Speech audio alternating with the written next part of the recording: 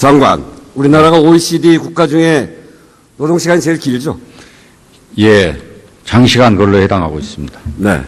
박근혜 대통령이 대선 공약에서 OECD 평균으로 단축하겠다고 약속했습니다.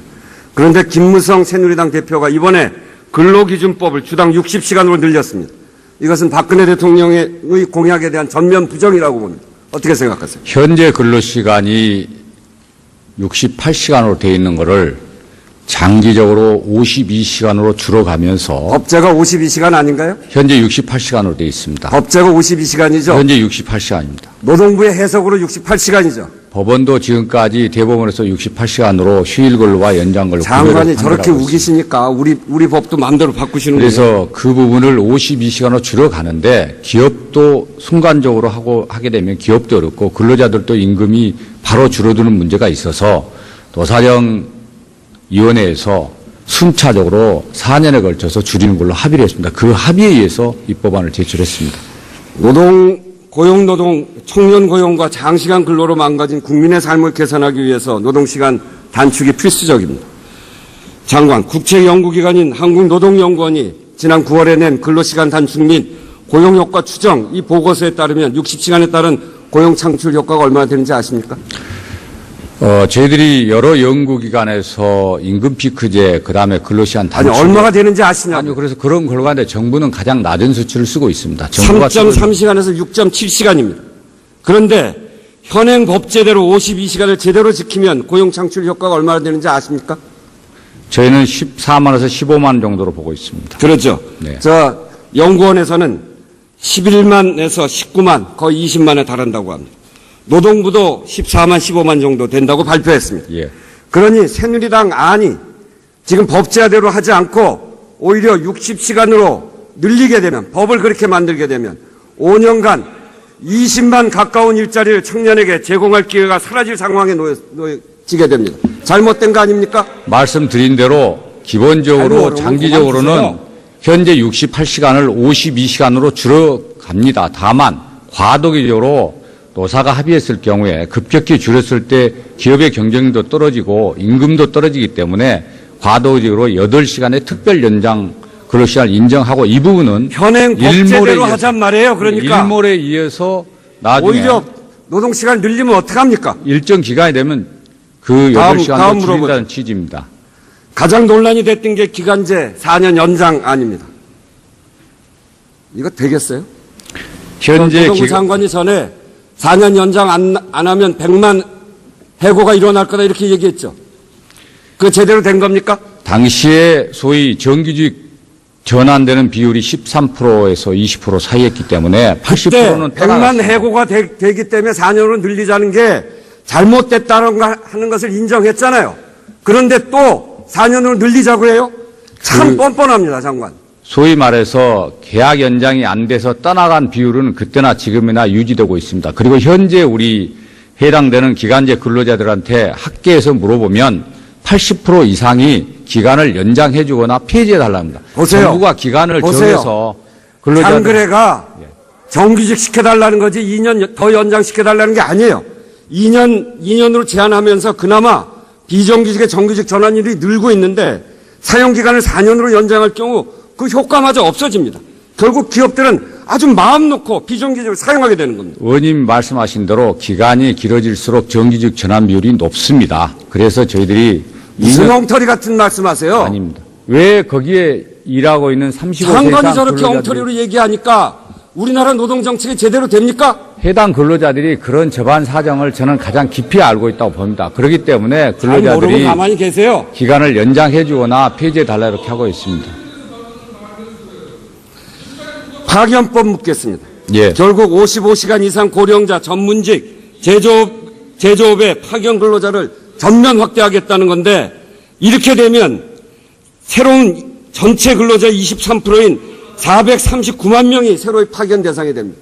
우리나라를 이렇게 비정규직 파견의 나라 이렇게 만들 생각입니까? OECD 선진국 중에 파견을 제한한 나라는 극히 없습니다. 우리는 굉장히 파견 대상을 좁히 제한을 하고 있습니다. 아니 법을 이렇게 냈잖아요. 그래서 55세나 전문직 그 경우에 법대로 되면 어떻게 되냐면 저 표를 한번 보세요. 여기에 이 교사, 그리고 대학 교수, 그 다음에 학교 교사, 이런 사람들도 다 파견직이 가능하게 됐어요. 이거 되겠습니까? 자격이 있는 분야는 선진국도 파견 대상은 허용이 돼 있으나 파견을 쓰는 경우가 매우 제한적입니다. 가장 파견을 많이 하는 국가가 3% 전후입니다. 현재 우리나라는 허용된 업종도 1% 이내입니다. 지금 이 법은 말씀드린 좋은 대로 일자리 말살법입니다. 그러니까 이번에 낸 노동개혁이라고 이름 붙여진 법들이 노동계약법이에요. 당사자들 55세 이상 당사자들하고 간담회를 해보면 1차 자기 일자리에서 떠난 뒤로 스스로 괜찮은 일자리를 찾기가 매우 어렵습니다. 그런 분들 경우에는 파견회사에서 들어가세요. 더 이상 들을 가치가 별로 없습니다.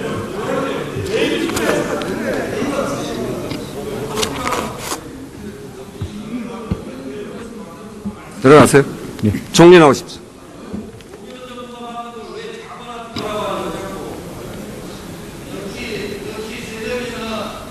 총리 나오십시오.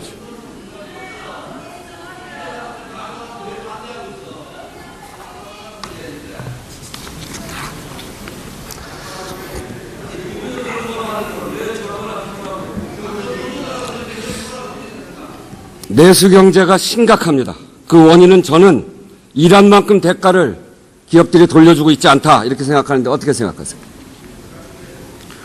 기업이 많이 벌어서 많이 좀 나누는 일에 솔선수범하는 일은 의미가 있다고 생각합니다.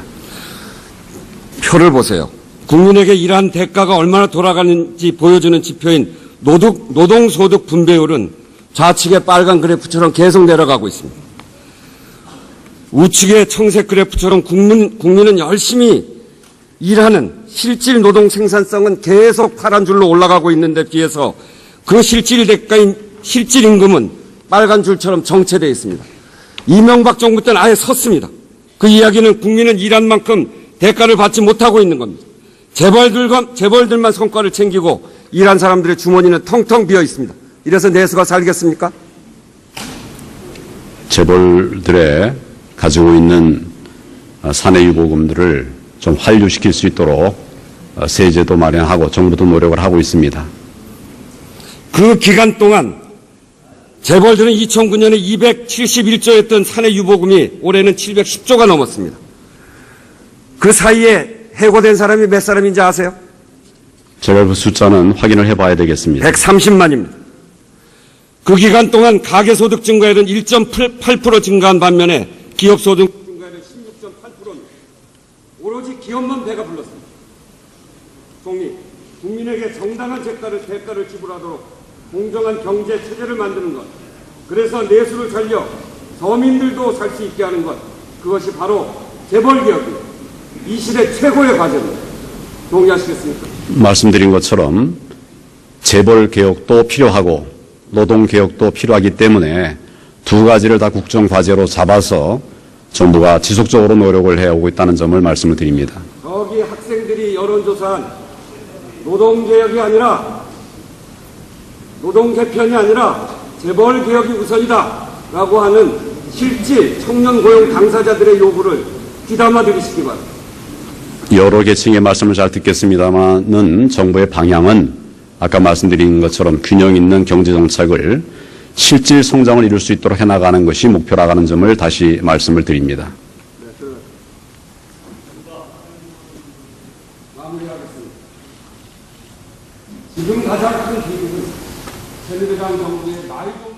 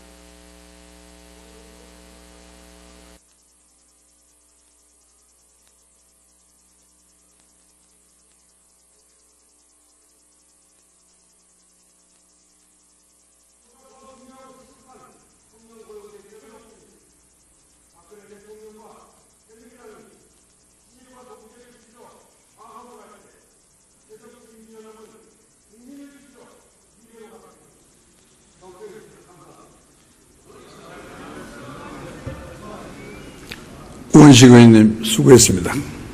그 중요한 연설을 마이크가 꺼져가지고 국민이 들을 수가 없어요. 늘리자는 게 잘못됐다는 하는 것을 인정했잖아요. 그런데 또 4년으로 늘리자고 해요? 참 뻔뻔합니다, 장관. 소위 말해서 계약 연장이 안 돼서 떠나간 비율은 그때나 지금이나 유지되고 있습니다. 그리고 현재 우리 해당되는 기간제 근로자들한테 학계에서 물어보면 80% 이상이 기간을 연장해 주거나 폐지해 달랍니다. 보세요. 정부가 기간을 보세요. 정해서 근로자들 장그래가 정규직 시켜달라는 거지 2년 더 연장시켜달라는 게 아니에요. 2년으로 제한하면서 그나마 비정규직의 정규직 전환율이 늘고 있는데 사용기간을 4년으로 연장할 경우 그 효과마저 없어집니다. 결국 기업들은 아주 마음 놓고 비정규직을 사용하게 되는 겁니다. 의원님 말씀하신 대로 기간이 길어질수록 정규직 전환이 있습니다. 3.3시간에서 6.7시간입니다. 그런데 현행 법제대로 52시간을 제대로 지키면 고용 창출 효과가 얼마나 되는지 아십니까? 저희는 14만에서 15만 정도로 보고 있습니다. 그렇죠. 네. 저 연구원에서는 11만에서 19만 거의 20만에 달한다고 합니다. 노동부도 14만 15만 정도 된다고 발표했습니다. 예. 그러니 새누리당 안이 지금 법제화대로 하지 않고 오히려 60시간으로 늘리게 되면 법을 그렇게 만들게 되면 5년간 20만 가까운 일자리를 청년에게 제공할 기회가 사라질 상황에 놓여지게 됩니다. 잘못된 거 아닙니까? 말씀드린 대로 기본적으로 장기적으로는 현재 68시간을 52시간으로 줄여갑니다. 다만 과도기적으로 노사가 합의했을 경우에 급격히 줄였을 때 기업의 경쟁력도 떨어지고 임금도 떨어지기 때문에 과도기적으로 8시간의 특별 연장 근로시간을 인정하고 이 부분은 현행 법제대로 하잔 말이에요. 그러니까 일몰에 의해서 나중에 오히려 노동시간 늘리면 어떡합니까? 일정 기간이 되면 그 8시간도 줄인다는 취지입니다. 가장 논란이 됐던 게 기간제 4년 연장 아닙니다. 이거 되겠어요? 현재 노동부 장관이 전에 4년 연장 안 하면 100만 해고가 일어날 거다 이렇게 얘기했죠. 그거 제대로 된 겁니까? 당시에 소위 정규직 전환되는 비율이 13%에서 20% 사이였기 때문에 80%는 100만 해고가 되기 때문에 4년으로 그 부분을 52시간으로 줄여가는데 기업도 순간적으로 하게 되면 기업도 어렵고 근로자들도 임금이 바로 줄어드는 문제가 있어서 노사정위원회에서 순차적으로 4년에 걸쳐서 줄이는 걸로 합의를 했습니다. 그 합의에 의해서 이 법안을 제출했습니다. 고용노동, 청년 고용과 장시간 근로로 망가진 국민의 삶을 개선하기 위해서 노동시간 단축이 필수적입니다. 장관, 국제연구기관인 한국노동연구원이 지난 9월에 낸 근로시간 단축 및 고용효과 추정 이 보고서에 따르면 60시간에 따른 고용 창출 효과가 얼마나 되는지 아십니까? 저희들이 여러 연구기관에서 임금 피크제, 그 다음에 근로시간 단축. 아니, 얼마가 되는지 아시냐고요? 아니요, 그래서 그런 결과인데 정부는 가장 낮은 수치를 쓰고. 장관, 우리나라가 OECD 국가 중에 노동시간이 제일 길죠? 예, 장시간 근로에 해당하고 있습니다. 네. 박근혜 대통령이 대선 공약에서 OECD 평균으로 단축하겠다고 약속했습니다. 그런데 김무성 새누리당 대표가 이번에 근로기준법을 주당 60시간으로 늘렸습니다. 이것은 박근혜 대통령의 공약에 대한 전면 부정이라고 봅니다. 어떻게 생각하세요? 현재 근로시간이 68시간으로 되어 있는 것을 장기적으로 52시간으로 줄어가면서 법제가 52시간 아닌가요? 현재 68시간으로 되어 있습니다. 법제가 52시간이죠? 현재 68시간입니다. 노동부의 해석으로 68시간이죠? 법원도 지금까지 대법원에서 68시간으로 휴일 근로와 연장 근로 장관이 구별을 저렇게 판결하고 있습니다. 우기십니까? 우리 법도 마음대로 바꾸시는 거예요. 그래서